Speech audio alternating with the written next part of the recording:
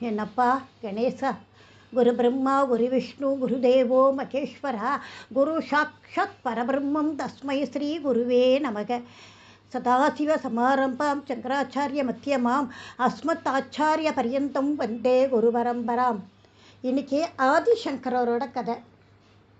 ஆச்சாரியால ஸ்மரிக்கிற போது அவருடைய சிஷ்யர்களையும் நமஸ்காரம் பண்ணுறது ரொம்ப விசேஷம்.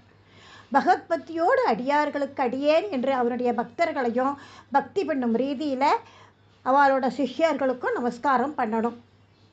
ஆதிசங்கரர் ஸ்ரீவலிங்கிற ஊரில் தங்கியிருந்தார். அப்போ ஒரு பிராமணர் தன்னோட பிள்ளையும் கூட்டிட்டு வந்திருந்தார். கூட அவரோட மனைவியும் வந்திருந்தார். 2 பேருமா சேர்ந்து நமஸ்காரம் பண்ணிட்டு கை கட்டி நின்னார்.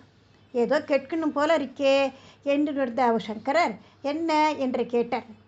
உடனே அவர் ரொம்ப பணிவா, என் பிள்ளைக்கு பேச வராது, காதும் கேட்கலை, பிறவியிலிருந்து இந்த மாதிரி தான் இருக்கான் அப்படின்னு சொல்ல அவரோட மனைவி இதை சொல்லக்கூட முடியாமல் தன் பிள்ளையோட தலையை தடவி கொடுத்துட்டு கண்ணீர் விட்டுட்டு இருந்தா. வாடிப்போன அந்தனரோட முகத்தையும் கண்ணீர் விட்டு அழுதுன்னு இருந்த அவரோட மனைவியும் என்ன நடக்கிறதுன்னே தெரியாமல் எங்கேயோ ஏதோ ஒரு விஷயத்தில் மூழ்கிக்கிருந்த சிறுவனையும் மாறி மாறி பார்த்தார். குரு உள்ள கருணை பொங்கியது. மெல்ல சிறுவனை பார்த்து வா அப்படின்னு கூப்பிட்டேன்.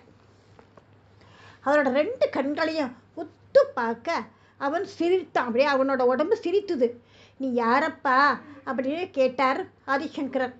மெதுவாக கேட்ட சற்றென்று சிலித்தார் போல உறங்கி எழுந்தா மாதிரி உடம்பு நடுங்க அவன் கேள்வியை உள்வாங்கி கொண்டு தனக்குள் பார்ப்பவன் போல் கண்களை சற்றே தாழ்த்தி யோசித்தான். சட்டுன்னு ஒரு பாட்டா ஒரு ஸ்லோகம் சொன்னான். அவன் கேட்ட கேள்விக்கு விடை சொல்லிட்டான். நான் மனிதன் இல்லை, தேவன் இல்லை, யட்சனும் இல்லை, வேதியன் இல்லை, வீரன் இல்லை, வேலனும் இல்லை, நான் பிரம்மச்சாரி இல்லை, இல்லறத்தான் இல்லை, துறவியும் இல்லை, நான் ஞானமே உருவான மெய் பொருள் என்று இசையோடு கூடிய செய்களை சொல்ல ஊர் திகைச்சுது. எப்படி எப்படி என்று அல்லாடியது. அந்தனரோட மனைவி மயக்கத்தில் தள்ளாட அவளை மற்றவா பிடிச்சு கொண்டான். அந்தனர் வாயடைச்சு நின்று இருந்தார். அவன் பேசுகிறான் என்று தெரிந்ததே தவிர அவன் என்ன பேசுகிறான், எதை பற்றி பேசுகிறான் ஒன்றுமே புரியல.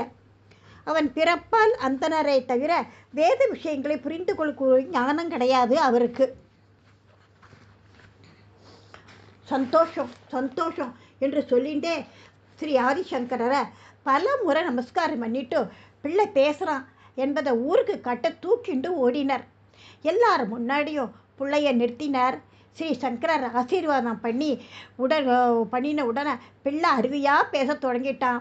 இசை கலந்த செய்யுள், என்ன செய்யுள்னு ஒன்றும் புரியல, ஆனால் மிக உள்ளதமாக பேசினான் அப்படின்னு சொல்ல ஊர் சுற்றின்றது. அப்படியா அப்படியா என்று எல்லாரும் பிரமிச்சு போய் விசாரிக்க ஆரம்பித்தா. எங்கே மறுபடியும் பேசு, மறுபடியும் பாடல் சொல்லு, ஏதேனும் ஒரு ஸ்லோகம் சொல்லு அப்படின்னு குழந்தையை சொல்ல குழந்தைய முன்னாடி போல எந்த திக்கில உற்று நோக்காது தன்னுள் பார்த்த மாதிரி தலை குடிஞ்சிட்டு மௌனமாக இருந்தான். நான் சொல்கிறது காதில் கேட்கலையாடா, யாரோ குரல் உயர்த்தி கேட்க அதுவும் கேட்காதவர் வேறு பக்கம் திரும்பி நோட்டான். அவனுக்கு காது கேட்கலை. அக்ரஹாரத்து மக்கள் ஏளனம் செய்தனர். பேசு பேசு என்று அப்பா தன் பிள்ளையை உழுக்க அவன் பயந்து போய் அழத் தொடங்கிட்டான். வேறு யாரோ பையன் பேசியிருக்கான், உம்மை புள்ள பேசினதான் நினச்சுட்டீர் அப்படின்னு ஊர் அவரை சமாதானப்படுத்திடுத்து. அவர் அங்கே பேசினியேடா, இங்கே பேசு, என்ன கேடு, அப்பா கை ஓங்க அம்மா தடுத்தா. மறுபடியும் போய் குருவை பார்ப்போம்னு சொல்லி குழந்தையை தூக்கிட்டு மறுபடியும் அப்பா ஸ்ரீ சங்கரரிடம் ஓடினார். என்ன என்று கேட்க, உங்கள் சன்னதியில் நன்னா பேசினா, ஊருக்குள்ளே போய் பேச சொன்னாக்க தெரியல, எதுவாக என்னன்னு புரியல, பேச்சு மறுபடியும் வராமல் போயிடுத்து, பகவான் அப்படின்னு மெல்லிய குரல் கொடுத்தார். மறுபடியும் இன்னொரு ஸ்லோகம் பிறந்தது. வேறு விதமாக தத்துவம் வேறு விதமாக இசைஞானமே உருவாக பாடினார். இலக்கணம் மிக தெளிவாக தெரிந்தவா, இலக்கியம் நன்னா தெரிஞ்சவாளுக்குத்தான் அப்படிப்பட்ட ஸ்லோகங்கள்லாம் சொல்ல முடியும். இங்கே பாடுற குழந்தைக்கு ஊருக்கு போனால் ஏன் பேச மாட்டேங்கிற அப்படின்னு வியப்போடு கேட்க, ஒருவேளை அவன் உனக்கு இல்லை, எனக்கானவன் என்று நினைக்கிறேன் அப்படின்னு சொல்லிட்டார் ஆதிசங்கரர். அதனால் என் அருகே பாடுகிறான் என்று சொல்ல, அவனை நீங்களே வச்சுக்கோங்கோ என்று அப்பா பிள்ளையை ஸ்ரீ சங்கரருக்கு அருகே அனுப்பினார். குழந்தையை பக்கத்தில் போய் பணிந்து கை கட்டி கொண்டு அப்பாவை பார்த்தது.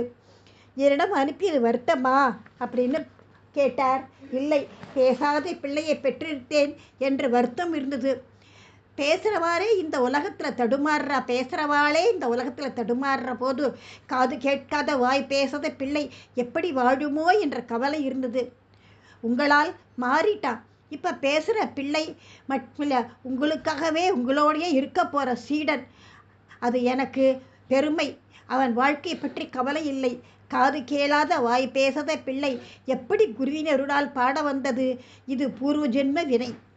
குழந்தை கூறிய சுந்தரமான ஸ்லோகங்களை வெறும் அதிசயமான விஷயம் மட்டுமல்ல, அவை அற்புதமான விஷயம் என்று உலகுக்கு சொல்ல அந்த ஸ்லோகங்களுக்கு தாமே உரை எழுதினார் பகவான். அஸ்தாமலாக்கியம் என்று பெயர் வச்சிட்டார். சீடன் குரு பாடலுக்கு உரை எழுதுவான், கேள்விப்பட்டிருக்கோம். ஆனால் இங்கு சீடன் பாடிய பாடலுக்கு ஸ்லோகத்துக்கு ஸ்ரீ சங்கரர் எந்தவித கர்வமும் இல்லாமல் உரை எழுதி சீடனையும் அந்த ஸ்லோகத்தையும் சிறப்பித்தார்.